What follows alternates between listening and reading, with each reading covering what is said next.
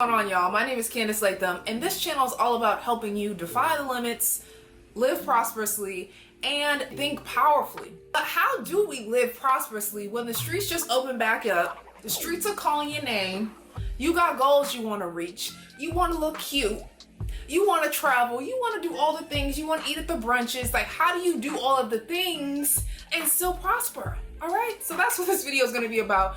It's more so about, yes, I do want to help you, but I'm also talking to myself in this video because now that everything has opened back up, I find that when I do go out, I am spending money. I find myself checking my finances more because I've been so used to just being in the house, not spending money, that now that things are opening back up, I gotta reel myself in. Like, all right, girl, we spending now. But are your goals getting met at the same time? That's what we're gonna talk about. So let's just get into it. For you who have checked out my last video, I did talk about my May net worth and debt update. And I found this great CNBC article here that says, this is the net worth Americans say you need to live comfortably. So what is that number?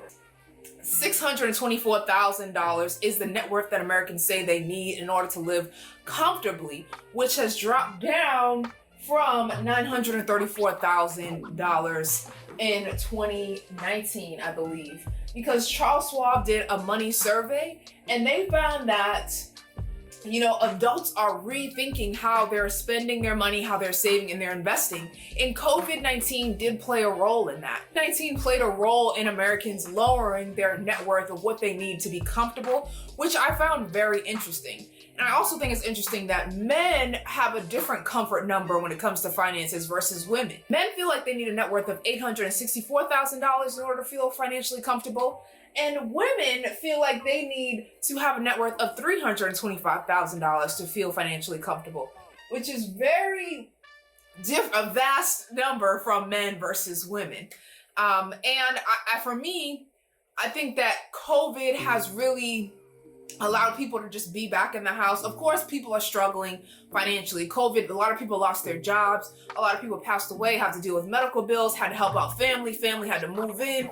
So there were a lot of things that were happening to a lot of Americans that made them, that put them in a tough place financially.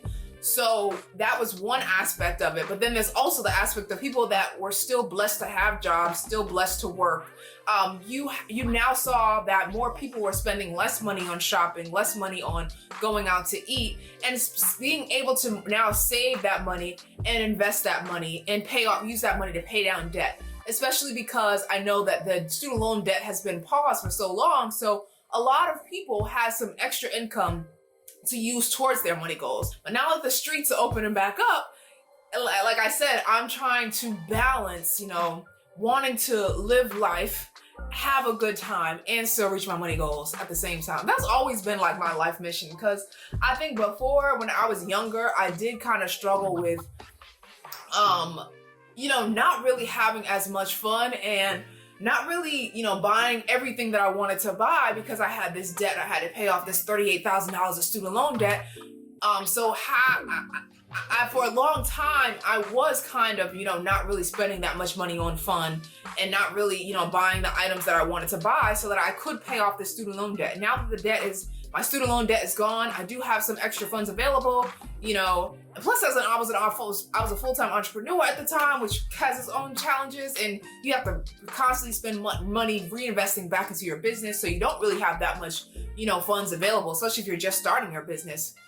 So I'm just in a different place now that I have a 9-to-5, I have a business, and my student loan debt is gone, right? So I've been able to really just think about what things that I want to bring back into my life. What kind of things do I want to buy? And, but that's not why you're here, right? You're here because you're like, Candice, what about me? How do I hit the streets, right? And reach my money goals at the same time. So I did write down 2 questions you can ask yourself to keep in mind. So the first question you should ask yourself is, what things are happening in my life that I need to start preparing for? This is a great question because when I think about my own life, I have my wedding coming up in October. I have some traveling. I'm going to Savannah, Georgia next week for a mini getaway with Bae. First trip since the lockdown. And then I also have a wedding I'm attending in July. So these are the things that are happening in my life coming up. that I need to prepare for financially. So I have to make sure that when I am creating my budget or my monthly spending plan, that I have money set aside for, hotel or for Airbnb and for, outfits to look cute, right? I have to make sure that I'm preparing for that in advance so that I'm not just spending this money and putting it on my credit card. Now my credit card balance is adding up. Now I'm stressed, right? I look good, but I'm stressed. So that's what I wanted to avoid for myself. So that is a great question you can ask yourself right now. What things are happening in your life that you need to start preparing for now so that your main bills are still getting paid and your money goals are still being able to be reached because you're planning in advance and you're not, adding money to your credit card. Next question that you can ask yourself is, so outside of my bills that must get paid, what are my money goals? Outside of the bills that must get paid, your living expenses, your groceries, even including your investment money. I included your investment money because that is for me as a bill that must get paid. So outside of those things, what are your goals?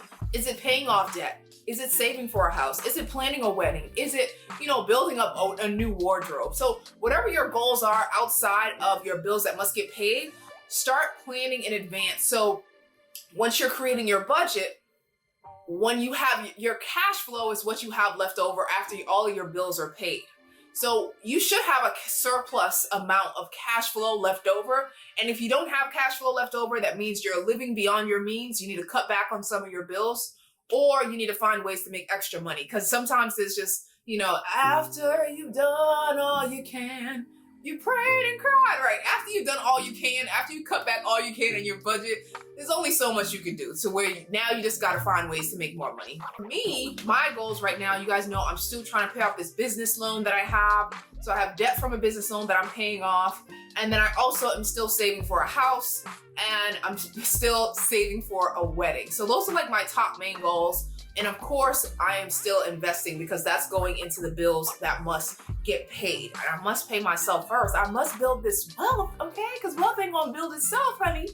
But those are some questions you can ask yourself to be able to enjoy yourself, live your life, and still make sure you're reaching your money goals at the same time. And of course, creating your budget is going to be the key piece to that. That's at the center of everything you want to do. You have to make sure you're checking back in with your budget and making sure that the numbers are in alignment. Because if you're not checking in, it's easy to just get in this place where you're just spending money and you're not checking in, and everything seems great and dandy, honey, until it's time to, check in. And then you're like, oh my gosh, when did I pile up all this debt? Oh my gosh, when did I overdraft this account?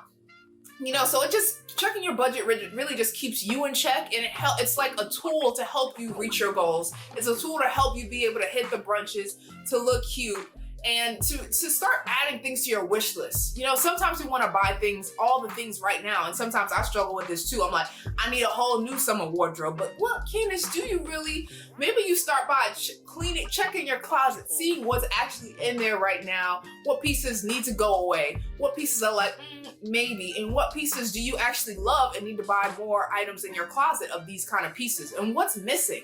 So once you do that analysis, then you can start adding a wish list. Like, okay, maybe for June, I'm gonna buy a sandals and a heels. Maybe for July, I'm focusing on getting some dresses in my wardrobe.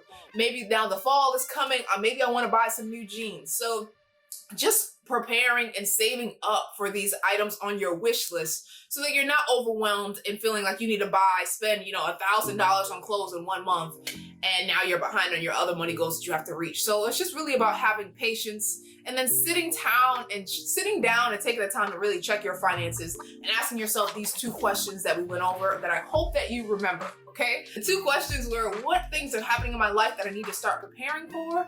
And then also, what bills, outside of the bills that must get paid, what are my money goals? So I hope you guys found this video helpful. I hope that you are all just living a great life. I hope things are going well for you. This year has definitely flew by, and there's this meme that goes viral every year that I see it, and it just makes me question myself. It says, see how fast this year passed by? You better quit playing with your life. So that's what I'm gonna leave y'all with today. See how fast this year passed by? You better quit playing with your life. You better write down your goals. You better check your plans. You better check your budget and make sure that you're able to do the things that you say that you want to do. And then you have the funds to back it up while still, of course, enjoying this life that you only get to live once. That's all I have for you guys today. If you enjoyed this video, make sure you give it a thumbs up, please, and also comment below what money goals are you working on. Do you have any fun travel plans? I want to know. Let me know in the comments. Till next time, I will see you later. I'm Candice Latham, and bye-bye.